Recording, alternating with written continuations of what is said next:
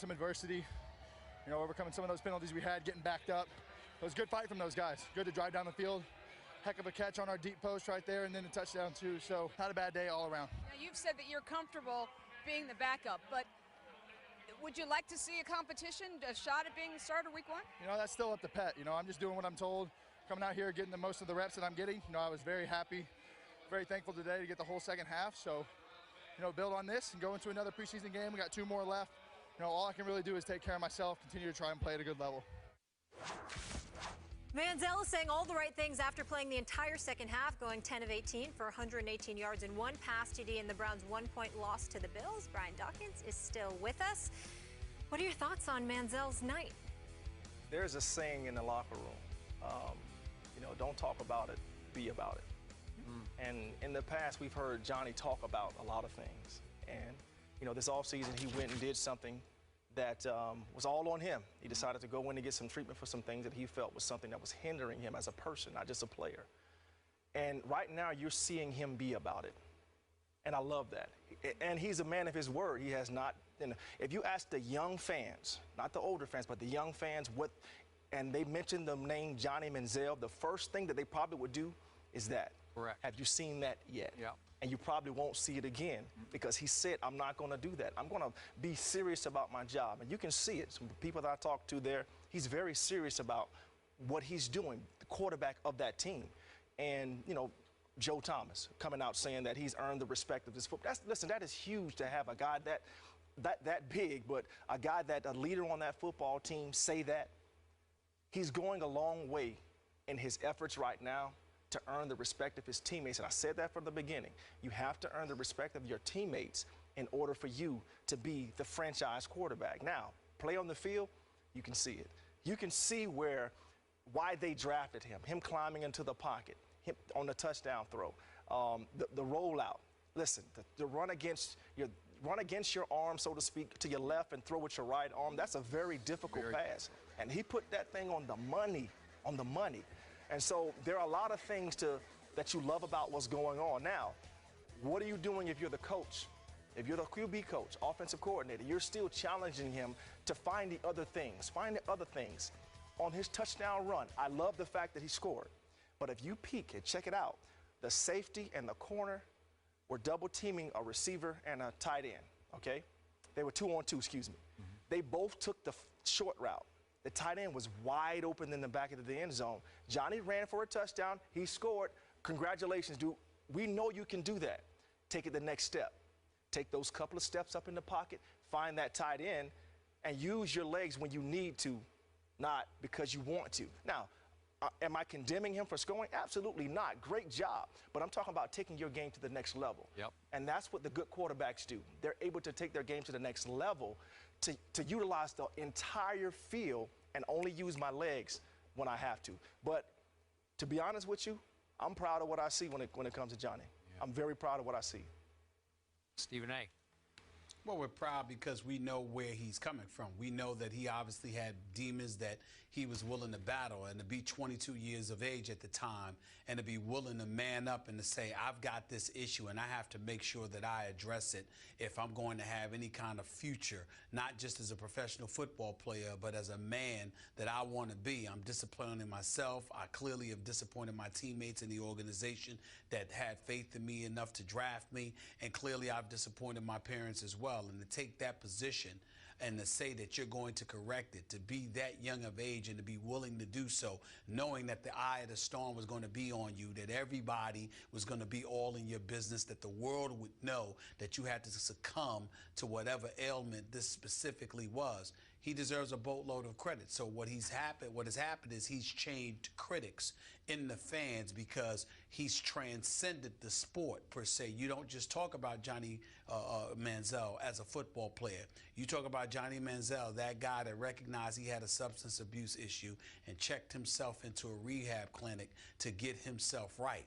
And because of that, Skip, you can speak to that a hell of a lot better than I could. You're going to notice that people throughout this nation, if not this world, that have similar issues are going to find ways and reasons to relate to Johnny Manziel in such a way that's going to make them fans of his and make them a support base for him, which is going to further elevate him, thereby enabling him to focus so much on football. And we know when he's focused on football, what his talents mandate he can do.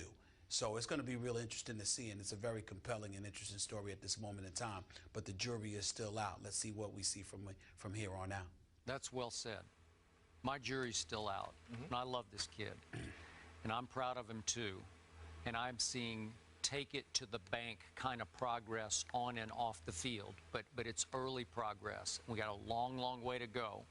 But to echo what Stephen A. said, it took a whole stomach full of humility to give in and give up and say, I need help. It's just so hard to do that at 22 when you think you're on top of the world. But I know this for a fact. His football life flashed before him. He faced his football mortality very early on at age 21 when he realized he can't do this. He's not going to make it. He's teetering on losing the whole show, everything. Yep. So I got to lose this, and I need to lose Johnny football. He's not going to talk about that anymore. Everybody else still does. Last night, Johnny football's trending because it's just going to. But he has started to win over his teammates. And what I loved about last night, and I gave him an A for his performance because I was keeping it in the context of all he's been through. Right. He was a disaster last year, especially at this point, and even during the regular season when he got a shot. And last night, he was poised, he was in control, he was on point, he was in command of the offense and himself. And we saw flashes of electricity from him, but it was always under wraps. It was within the confines. It was right on time when it needed to be. And I agree with you, that cross-body throw, there are very few humans who can make that throw. And I'm not saying that makes him a great quarterback, but he can do that. Yes, he can. On occasion. Yes, he can. So the totality of it was that he's starting to look like a starting quarterback in the National Football League. And that's huge for where he was last year. Yeah. I mean, he looked confused. He really looked confused last year. He was tucking the ball, running at the drop of a dime. There was a play last night. There's a couple of them that he read the blitz and got rid of the football. A couple of them. There was one that he was anticipating the blitz and was looking for his receiver.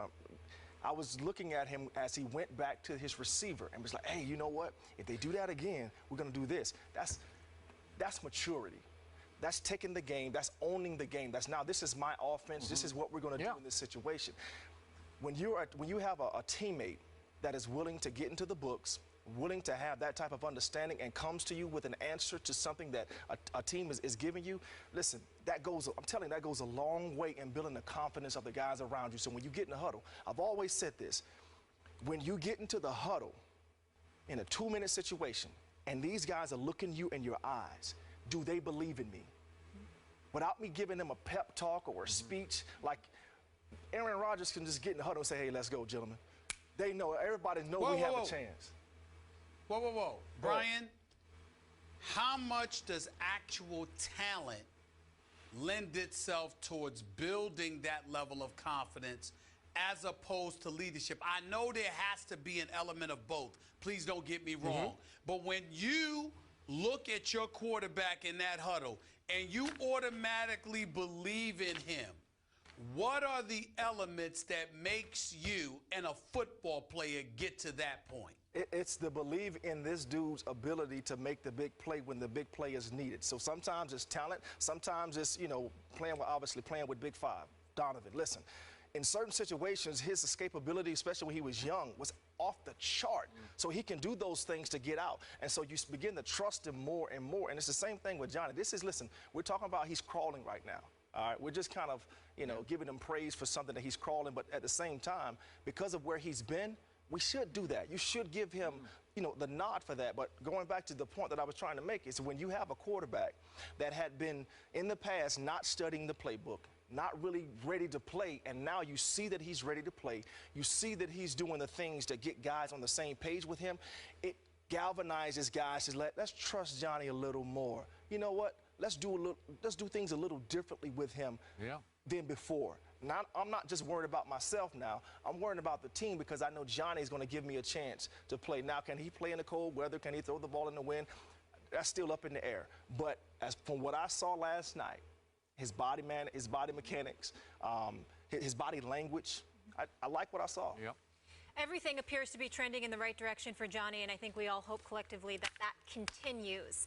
Brian, thanks so much for joining us. Up next, we stay in Cleveland, but we switch to their hoops team. J.R. Smith is heading back to Cleveland. What does this mean?